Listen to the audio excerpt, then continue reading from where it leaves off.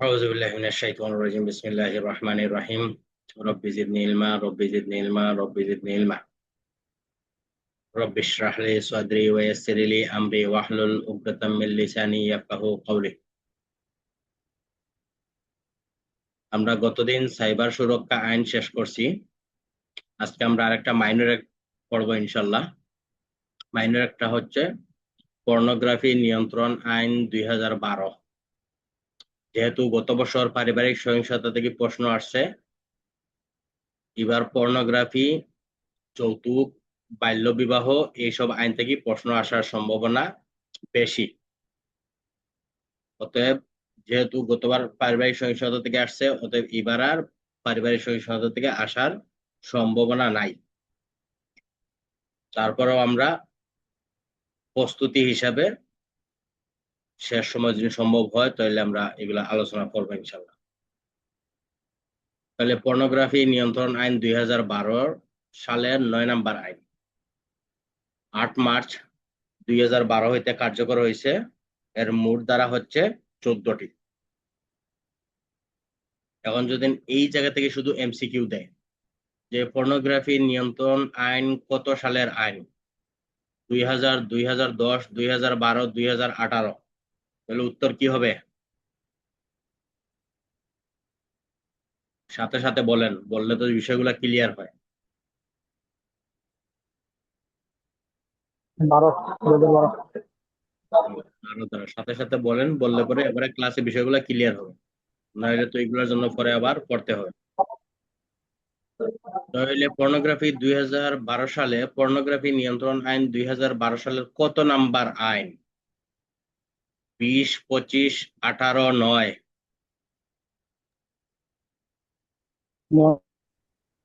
9 number আইন।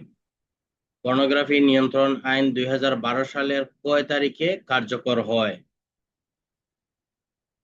20 ফেব্রুয়ারি, 8 ফেব্রুয়ারি, 8 March, 8 April?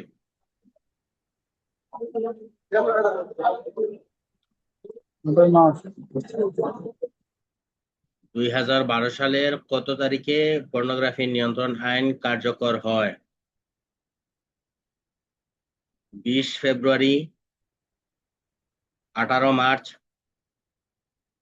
18 April, 8 March? 8 March, 8 March. 2012 তারিখে কার্যকর হয়। পর্নোগ্রাফি নিয়ন্ত্রণ আইনের মোট ধারা কতটি? 16টি, 14টি, 18টি, 12টি? মোট ধারা হচ্ছে 14টি। তাহলে এই যে আপনারা এখান থেকে কি হইতে পারে, এমসিকিউ আসতে পারে। তারপর হচ্ছে এক ধারা শিরোনাম বা প্রবর্তন। এই আইন পর্নোগ্রাফি নিয়ন্ত্রণ আইন 2012 হিসাবে অভিহিত হবে, অবিলম্বে কার্যকর হবে। এক ধারা। 2 ধারা হচ্ছে সংজ্ঞাসমূহ। 2 এর ক হচ্ছে অপরাধ। অপরাধ বলতে কি? এই আইনের অধীনে সংগঠিত কোনো অপরাধ বা এই আইনে যেটার জন্য অপরাধ, কোনো কিছু করতে নিষেধ করা হয়েছে বা করতে বলা হয়েছে সেটা না করাও কি অপরাধ। ওই অপরাধের সংজ্ঞা সব জায়গায় একই, জাস্ট খালি ধারাগুলা ঠিক রাখবেন। 2 এর খ উপযুক্ত ব্যক্তি বা উপযুক্ত কর্তৃপক্ষকে। সংজ্ঞা, উপযুক্ত ব্যক্তি বা উপযুক্ত কর্তৃপক্ষ বলতে কি বুঝেন? সরকার কর্তৃক সময়ে সময়ে সময়ে সময়ে ক্ষমতাপ্রাপ্ত কোনো ব্যক্তি বা কর্তৃপক্ষ, অর্থাৎ সরকার যখন যাকে নিয়োগ দিবে সেই কি উপযুক্ত ব্যক্তি বা উপযুক্ত কর্তৃপক্ষ। 2 এর খ। 2 এর গ হচ্ছে পর্নোগ্রাফি। তাহলে পর্নোগ্রাফির সংজ্ঞা আসলে কি দিবেন? পর্নোগ্রাফির সংজ্ঞা হচ্ছে, 1 নম্বরে বলছে যৌন উত্তেজনা সৃষ্টিকারী। যৌন উত্তেজনা সৃষ্টিকারী কোনো অশ্লীল সংলাপ, অভিনয়, অঙ্গভঙ্গি, নগ্ন বা অর্ধনগ্ন নৃত্য, জাহাজ চলচ্চিত্র, ভিডিও চিত্র, অডিও ভিজুয়াল চিত্র, স্থির চিত্র বা গ্রাফিক্স। স্থির চিত্র বা গ্রাফিক্স। স্থির চিত্র কি, যেটা আমরা বলি ছবি আর কি। গ্রাফিক্স বা অন্য কোনো উপায়ে ধারণকৃত ও প্রদর্শনযোগ্য, যেটার কোনো শিক্ষাগত বা শৈল্পিক মূল্য নাই। অর্থাৎ এই যে জিনিসটা অঙ্কন করা হয়েছে, ভিডিও করা হয়েছে, ছবি তোলা হয়েছে, এটা থেকে কি হয়, কোনো শেখার মতো কোনো কিছু নাই, বা এটার মধ্যে শৈল্পিক যেটাকে আমরা যারা বলি শিল্প আর কি, বিভিন্ন শৈল্পিক যে আর্ট আছে, এই আর্টের মধ্যেও কি পড়ে না, এটা পড়ে না। যেমন মোনালিসার একটা ছবি, এটা তো হচ্ছে একটা আর্ট। এখন ওইটা কি, মোনালিসার ছবিটা কি আপনি কি বলে পর্নোগ্রাফিতে নিতে পারবেন?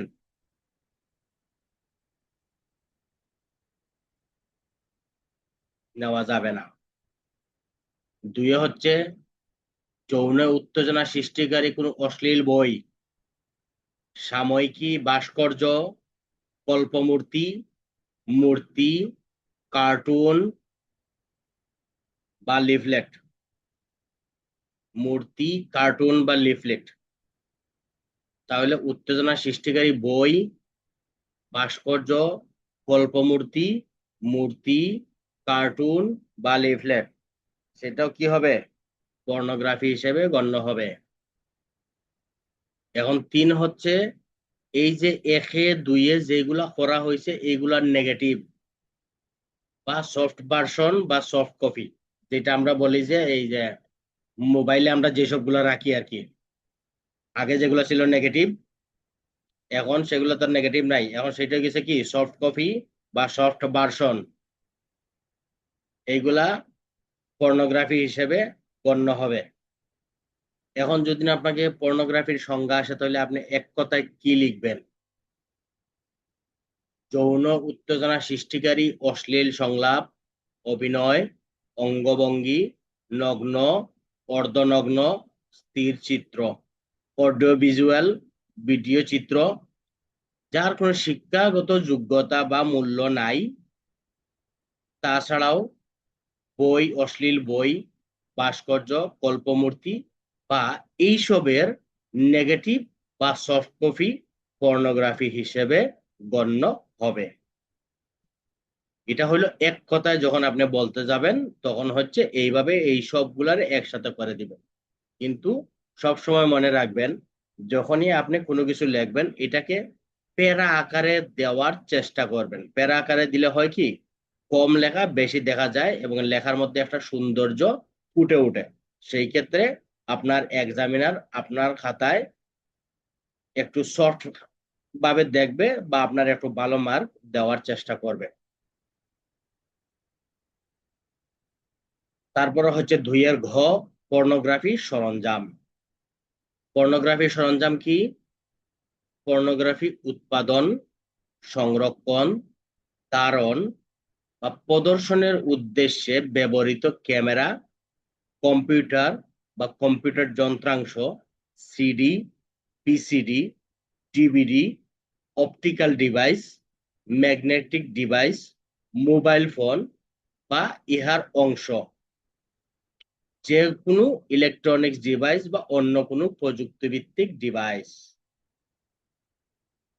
সেগুলা কি হবে, পর্নোগ্রাফি সরঞ্জাম হিসেবে গণ্য হবে। অর্থাৎ পর্নোগ্রাফিতে ব্যবহৃত, পর্নোগ্রাফি প্রস্তুত, উৎপাদন, সংরক্ষণের জন্য যেইগুলা বা প্রদর্শনের জন্য যেই সব বস্তু ব্যবহার হবে, সেইগুলোকেই পর্নোগ্রাফি সরঞ্জাম বলে। 2 হ। তারপর হচ্ছে 2 উ, শিশু। শিশু বলতে শিশু আইনের সংজ্ঞায়িত শিশু 18 বছরের কম সকলে কি শিশু হিসেবে গণ্য হবে। তারপর হচ্ছে 3 ধারা এই আইনের প্রাধান্য। অন্য কোনো আইনে যাহাই থাকুক, পর্নোগ্রাফির ক্ষেত্রে বা উৎপাদন, বাজারজাত, সংরক্ষণের ক্ষেত্রে পর্নোগ্রাফি আইন প্রযোজ্য হবে।